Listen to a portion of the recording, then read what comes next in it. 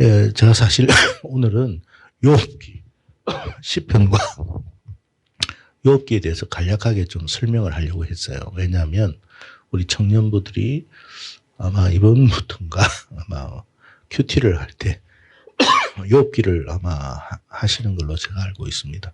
조금 도움이 되지 않을까 싶어서 시편하고 욥기에 대해서 조금 설명을 드리려고 했는데 그건 다음 주로 좀 미루고 이번 주 오늘 오전에 말씀드린 것처럼 말씀과 현실이라는 이 제목으로 함께 다시 한번 말씀 나누면 감사합니다. 좋겠습니다. 우리 대부분 이제 교회를 다니는 사람들이 목사님의 설교를 이렇게 듣죠. 근데 들으면서 하나님의 말씀을 듣고 하는데 굉장히 좀 괴리감을 느껴요. 왜 괴리감을 느끼느냐 하면 우리의 삶의 현실, 현장은 너무나 우리가 말씀하고 동떨어진 그런 어떤 부분들이 너무 많습니다. 그런데 우리가 목사님이 설교하는 걸 보면 대부분 그렇잖아요. 정말 우리 현실하고 너무 좀, 아니 도대체 모세 이야기가 우리하고 무슨 상관이 있으며 아브라함하고 무슨 상관이 있느냐. 그런 생각을 할 때가 있다는 거예요. 여러분은 어떤지 잘 모르겠어요. 그래서 교회를 오면 좀 시간이 낭비다. 그럴 때가 있어요. 이 시간에 차라리 좀 뭔가 공부를 한다든지 뭔가 스펙을 더 쌓기 위해서 노력한다든지 그게 더 유익하지 않느냐. 현실을 정말 너무 모른다, 목사님은. 그렇게 생각하기가 아마 여러분이 잘못된 게 아니라 대부분이 그렇게 생각을 한다라는 거예요. 그래서 목사님이 대부분 성경의 어떤 내용이 뭐냐면 예수님의 구원사역에 대한 이야기예요. 결국에는 하나님의 구원사역, 하나님이 구원하신다. 근데 솔직히 현실이 지금 죽을 지경인데 아니 천국은 다음의 이야기고 현실 문제부터 좀 해결해야 되는 거 아닌가. 이런 어떤 갈등과 고민이 있어요. 내 지금 이 코앞에 닥친 이 문제가 더 시급한데 아니 죽고 나서 천국에 가야 되겠지만은 현실에서 지금 지옥인데 지금 그 이후에 천국 가면 무슨 의미가 있느냐. 너무 어떻게 보면 이 부분에 대해서 화가 날 때도 있고 때로는 속상할 때도 있고 그럴 수도 있을 것 같아요. 그래서 말씀하고 너무 이 현실이 동떨어졌다. 내 삶과 너무 동떨어졌다 생각을 합니다. 그래서 왜 그러냐니까 이 그림에 보면 아시다시피 우리가 살아가는 세상이 너무 복잡해요. 복잡하다는 거죠. 퍼즐을 맞춰야 되는데 이 머리가 아파 죽겠어요. 어떻게 맞춰야 될지도 모르고 당장 가면 지금 여기저기 여러 가지 문제로 말미암아 굉장히 고통스러운 부분들이 많고 또 이게 얽혀 있는 것도 한두 가지가 아니에요. 그래서 지금 이 문제를 지금 풀고자 하는 그런 어떤 고민들이 너무 많단 말이죠. 지금 나는 지금 그런 고민을 가지고 지금 교회에 왔는데 무슨 옛날에 이스라엘이 어떻다 뭐가 이야기를 하니까 답답한 거예요. 답답한 거. 여러분 어떻게 느끼시는지 모르겠습니다. 아마 여러분 속에서 지금 삶의 여러 가지 복잡한 문제가 많을 거예요. 네. 자, 그래서 이야기를 하죠. 아는 사람한테, 부모한테, 혹은 친구한테 가서 이제 말씀 듣고 와가지고 하는, 너무 진짜 오늘 말씀 은혜가 안 돼. 너무 지겨웠어. 이유가 뭐냐면, 너무 내 삶과 좀 동떨어졌기 때문에 그래요. 진짜 딱 내 삶과 직접적으로 은혜 받을 때가 언제냐면 내 삶에 뭔가 조금 밀접하다고 느껴질 때 그때는 은혜 받은 것 같고 그러지 않을 때는 별로 그냥 그런 것 같아요. 그래서 교회를 나온다는 게 참 시간 낭비다. 특히 젊은 사람일수록 더 그래요. 옛날 농경시대 때는 다 삶이 단순하잖아요. 근데 지금 삶이 어디 단순합니까? 아까도 말했지만 얼마나 복잡한지 몰라요. 어제 다르고 또 내일 다르잖아. 그러니까 우리는 늘 그런 가운데에서 그런 현실 속에서 살다 보니까 굉장히 예민해 있고 뭔가 이게 뭐야 쫓기는 듯한 불안함 그런 마음들이 굉장히 강하다는 거죠. 자, 그래서 교회를 어떻게 이제 멀리하게 돼요. 이번 주 지난주 가보니까 그렇더라. 이번 주는 좀 쉬어야 돼. 차라리 내가 육체적으로 좀 쉬는 게 더 나아. 좀 쉬었다가 내가 학교를 가든지 직장을 가든지 가가지고 좀 거기에 이제 좀 힘을 쓰는 게 낫지. 육체적으로도 정신적으로도 이게 만족도 없는데 가가지고 뭐 하겠나. 이런 생각이 든다라는 거예요. 아마 여러분 제가 이렇게 말씀하면 동의되는 부분들도 상당히 있을 것이라 생각이 됩니다. 그래서 젊은 분들이 요즘 교회를 잘 안 와요. 이 시간에 좀 뭔가 즐기든지 스트레스를 풀든지 다른 방법을 해서 내일 안 그래도 지금 이 스트레스 받는 현장에서 지금 살아가야 되는데 조금이라도 스트레스를 풀고 친구들하고 즐겁게 술이나 마시고 놀고 띵까띵까 하다가 내일 일은 내일 닥치는 거고 하여튼 좀 그렇게 가는 게 낫겠다. 이 생각을 한단 말이죠. 어떻게 좀 동의가 되나요? 네. 동의가 될 수도 있고 아닐 수도 있는데 저는 그렇게 생각이 됩니다. 제가 말씀드렸습니다. 우리의 삶은요 굉장히 엉클어져 있는 상태의 실타래와 같아서 너무 복잡해요. 이걸 어떻게 풀 것인지에 대한 고민들이 얼마나 많은지 몰라요. 여기 앉아 있지만 그 고민 속에서 지금 시간을 지금 보내고 있는지도 몰라요. 그러니까 정신은 지금 딴 데가 있는 거야. 몸만 와 있는 거지. 그러니까 은혜가 안 되는 거예요. 지금 내 문제가 지금 한두 가지가 아닌데 지금 목사님 지금 저는 이야기할 때가 아닌데 너무 지금 우리의 삶을 몰라. 그러니까 목사님은 현장을 몰라. 현장을 그럽니다. 그럼 저도 모르죠. 제가 뭐 여러분의 현장을 어떻게 알겠어요. 근데 저는 이제 하나님이 그냥 맡겨주신 그냥 이 말씀을 잘 연구해가지고 전하라는 사명을 가지고 있으니까 여러분의 현장하고는 안 맞을 수가 있어요. 근데 저는 이제 그 사명을 따라 이제 말씀을 전하거든요. 자, 그러면 우리가 한번 봅시다. 하나님께서 저를 통해 가지고 하나님의 말씀을 전하라고 하는데 하나님은 여러분의 삶의 현장을 몰라서 이 말씀을 전하라고 하실까? 그걸 생각해 봐야 돼요.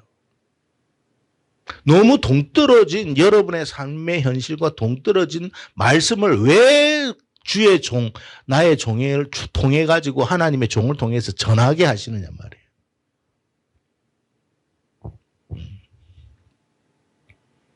여러분이 한 가지 알아야 됩니다.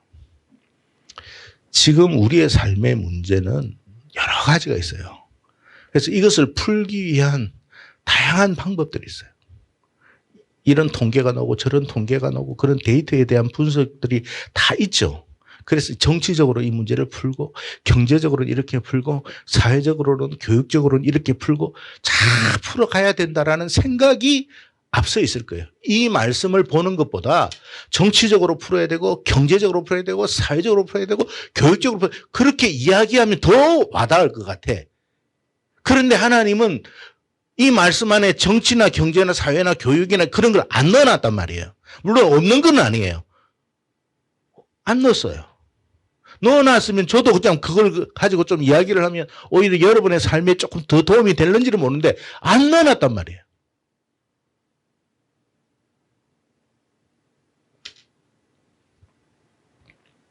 여러분 정치든 경제든 사회든 문화든 우리가 인류 역사상 하나님을 배제한 무수한 방법으로 문제를 풀려고 노력을 안 했을까요? 교회를 다니든 안 다니든 모든 인류는 정치적으로 경제적으로 사회적으로 교육적으로 문화적으로 인류가 안고 있는 모든 문제를 풀려고 노력을 지금까지 했습니다. 그런데 풀어졌나요?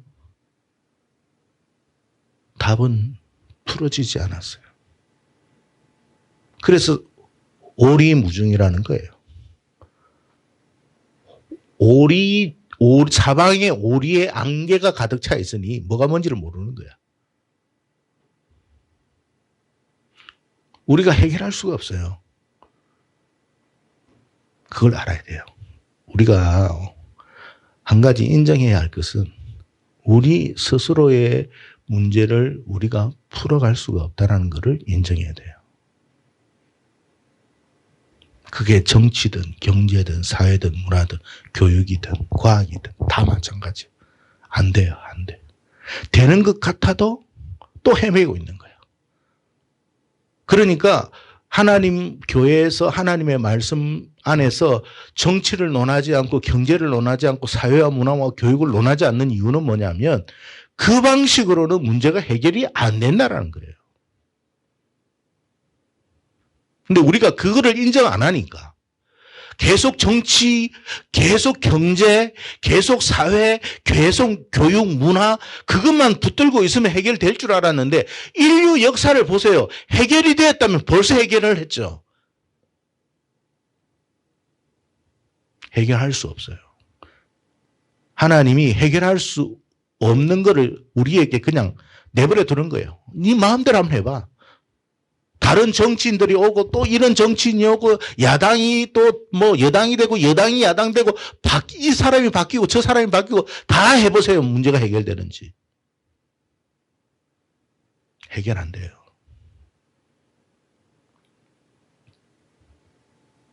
여러분 창조주 하나님을 믿습니까? 창세기 1장이 믿어지지 않으면 우리의 삶의 답은 찾을 수 없어요. 이 세상을 누가 창조했는가부터 알아야 돼요. 이 세상의 창조주가 누구인가? 그리고 이 세상에 창조된 세상을 누가 다스리는가? 그거를 우리가 확신하지 않으면 답을 찾을 수가 없어요. 우리가 살아가는 이 세상에는 다양한 복잡한 문제가 있지만 이 복잡한 문제를 누가 풀 수 있느냐는 거예요. 누가 해결할 수 있느냐? 답은 하나예요. 창조주 하나님이 이 문제를 푼다라는 거예요.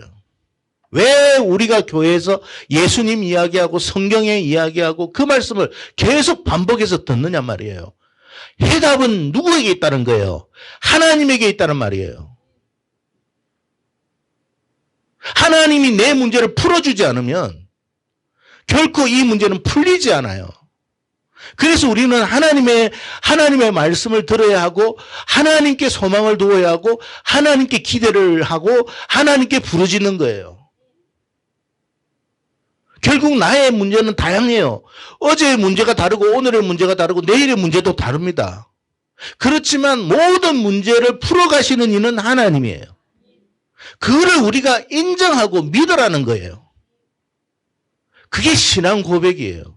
그냥 교회에 앉아 있는 게 신앙 고백이 아니라 나의 그 믿음, 내가 하나님만이 나의 이 문제, 내가 얽혀있는 이 문제, 내가 고민하는 문제, 내가 염려하는 문제, 내가 해결할 수 없는 그 모든 문제도 하나님의 손 안에 있음을 고백하고 하나님이 이 문제를 풀어가실 것을 믿습니다. 하나님은 창조주이십니다. 그러니까 하나님이 기다리시는 거예요. 뭐예요? 하나님을 인정하라는 걸 기다리고 하나님이 풀어갈 것을 믿으라는 거예요. 그냥 교회에 앉아있다고 내 문제가 풀리는 게 아니에요, 여러분. 예배를 100번 들어보십시오. 내 문제가 풀리는지. 아닙니다. 여기에 와서 하나님을 인정해야 돼요. 하나님만이 내 문제를 풀 수 있습니다. 하나님 살려주세요. 하나님 도와주세요. 그래야 돼요. 그게 우리의 신앙 고백이에요. 예수님 때에 예수님이 말씀 대신 창조주 예수님이 오셨잖아요. 오셨는데 그 예수님 안에 믿음으로 나간 사람만이 문제가 해결됐어요. 수많은 무리들이 있었지만 예수님의 말씀을 무수히 많은 사람이 들었지만 문제를 해결받고 돌아가는 사람은 극소수였습니다. 왜 우리가 예배를 드리냐 말이에요. 왜 예배를 드려도 은혜가 없냐 말이에요. 내 삶의 실질적인 문제, 나의 이 모든 고통의 문제, 나의 이 복잡한 문제, 나의 이 헝클어진 인생의 문제를 풀 수 있는 분은 주님밖에 없습니다. 주님.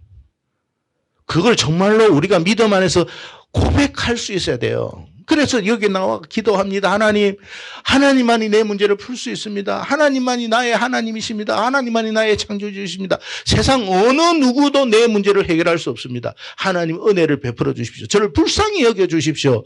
도와주십시오. 고백해야 돼요. 그럼 하나님은 그걸 듣고 싶은 거예요. 아, 네가 나를 인정하구나. 그럴 때 하나님이 우리의 문제에 개입하시는 거예요.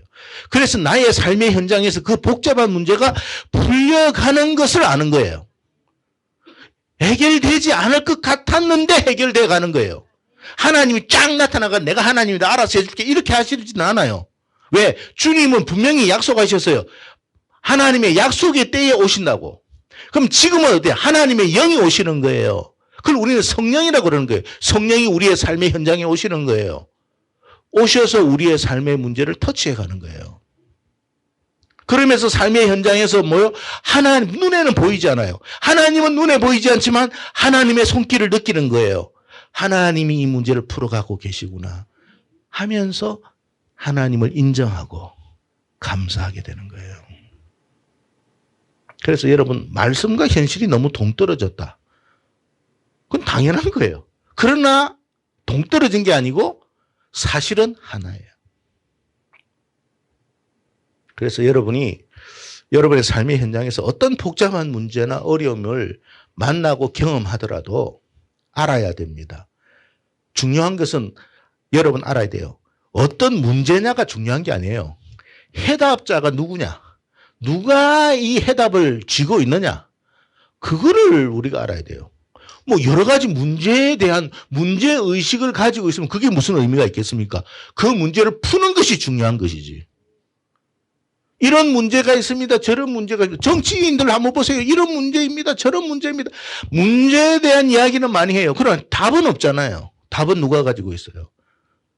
우리 주님이 가지고 있는 거예요. 그래서 여러분 창조주를 믿느냐를 여러분 스스로가 여러분 자신에게 질문해야 돼요. 창조주 믿습니까? 나는 창조주를 믿는가? 그 창조주가 성경에서 말씀하신 그 여호와의 하나님을 믿는가? 믿는다면 그분 앞에 가야 돼요. 그리고 그분 앞에 엎드려야 돼요. 그리고 그분 앞에 내 문제를 내려놔야 되고 그분과 상담해야 돼요. 그게 믿음이에요. 그러니까 여러분 그냥 앉아 있다고 여러분이 뭐 내 문제가 풀릴 것이다. 절대 그런 일은 없어요. 그러니까 교회 다녀도 공허한 거예요. 교회 다녀도 하나님이 없는 줄 알아요. 없는 게 아니고 당신이 간절히 찾지 않은 거예요. 우리는 주님을 간절히 찾아야 돼요. 그리고 우리 청년들이 부응해야 되는 것은 여러분들이 간절히 찾음으로 살아계신 하나님, 이 땅에서 지금도 역사하신 하나님을 여러분이 경험해야 돼요. 그리고 여러분이 이렇게 기도하세요. 하나님, 저는 하나님을 경험하고 싶어요. 정말 하나님을 경험해서 나를 통해서 살아계신 하나님을 나의 친구와 주변 사람들에게 말해 줄 수 있었으면 좋겠어요. 나를 봐봐. 나를 봐봐. 나를 보면 하나님이 계신 게 느껴지지 않아. 그거를 말할 수 있도록 여러분이 하나님께 기도해 보세요. 그러면 하나님이 여러분을 쓰시는 거예요. 저는 요셉을 쓰신 이유도 그렇다고 생각해요. 요셉은 아들 중에 저 11번째죠. 예? 11번째입니다. 근데 요셉에게는 꿈을 줬어요. 저는요, 요셉이 왜 꿈을 꿨을까를 생각을 해봤어요. 첫째도 있고, 둘째도 있고, 셋째도 있는데. 사모하는 자에게 하나님이 주십니다. 하나님, 나는 요셉의 마인드에서 설명합니다. 하나님, 저는 이 가정에서 이 가정을 정말 복되게 하는 아들이 되었으면 좋겠습니다. 그걸 하나님 안 듣겠습니까? 들어요. 그 사람 쓰시는 거예요. 교회를 몇 년을 다녀도 그런 마음이 전혀 없어. 하나님, 저는 이 교회에 정말 유익하고 하나님의 기쁨이 되는 사람이 되고 싶습니다. 저는 이런 꿈을 꾸고 싶습니다. 그때 하나님이 그 꿈을 이루어 가시는 거예요.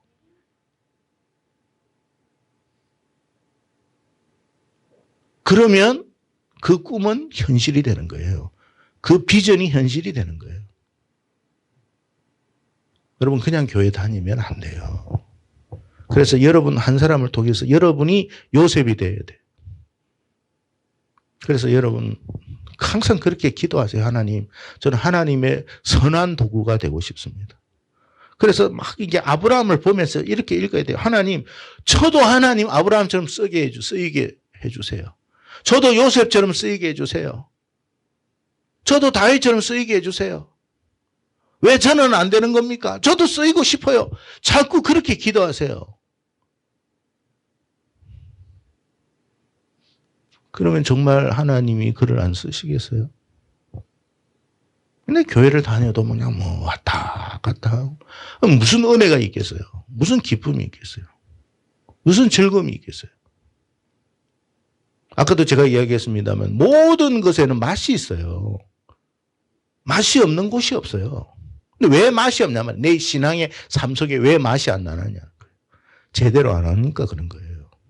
제대로만 해보세요. 반드시 맛이 나게 돼 있어요. 남이 알 수 없는, 남이 빼앗아 갈 수 없는 그 맛이 있는 거예요. 그래서 목에 칼이, 왜 순교를 하겠습니까? 그 사람들이 우리보다도 어떤 다른 게, 담대함이 아니에요. 그만이 가진 맛이 있고 확신이 있기 때문에 그런 거예요.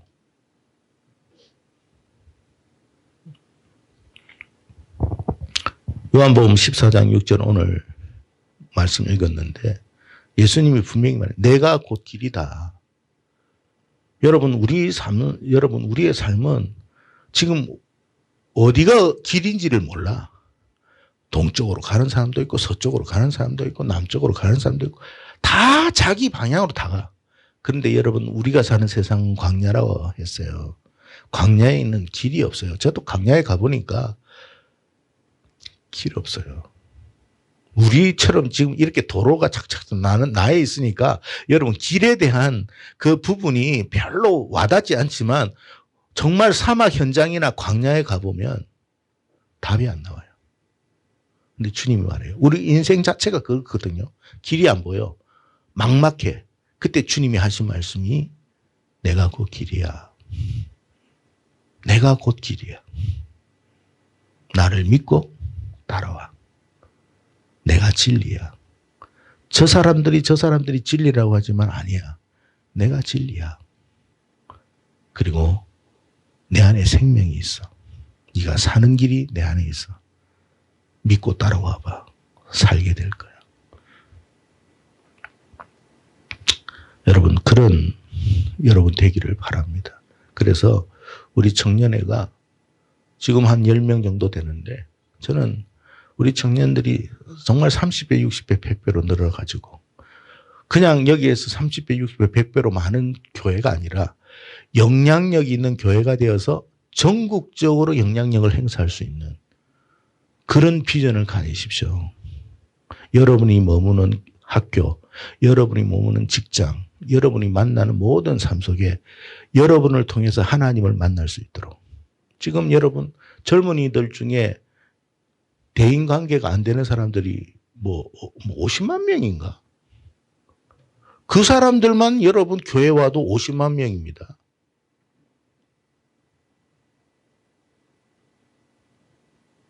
그만큼 병들어 있다는 거예요.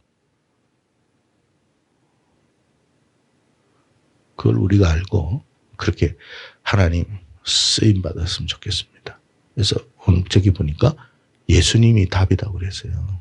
여러분 그래서 말씀 읽는 것이고 듣는 거예요. 내 인생의 답은 주님이십니다. 그 고백이 우리의 고백 되기를 주의 이름으로 축복합니다. 기도하겠습니다. 하나님 아버지.